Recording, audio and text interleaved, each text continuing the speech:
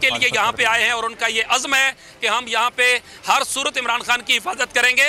और इसके साथ साथ जो है मैं ये भी बताऊँ कि मुराद सईद जो हैं वो भी यहाँ पहुँचे हैं, एक मोटरसाइकिल पर सवार होकर वो यहाँ पे पहुँचे, यहाँ कारकुनान ने नारे लगाए। इस वक्त हमारे साथ जो है वो जुनैद अकबर, रुकने कौमी असम्बली पाकिस्तान तहरीक इंसाफ, यानी जिन्होंने इस्तीफ़ा भी दिया था इमरान खान के कहने पे, मालाकंड से रुकने कौमी असम्बली हैं, हमारे साथ मौजूद है। जुनैद साहब ये बताइएगा, रात के इस पहर आप यहाँ पे मौजूद क्यों?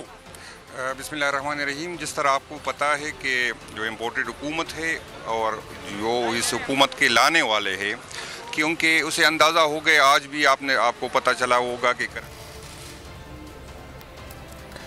ठीक अली शेर, आप हमारे साथ ही मौजूद रहिएगा। तो इस वक्त आप हमें ताज़ा तरीन सूरत हाल से अपडेट कर रहे थे। वहां पर पुलिस की भारी नफरी तो मौजूद है, साथ साथ पाकिस्तान तहरीक इंसाफ के कारकुनान भी वहां पर मौजूद हैं। अब से कुछ देर पहले की आप मनाजिर भी अपनी टेलीविजन स्क्रीन पर देख सकते हैं।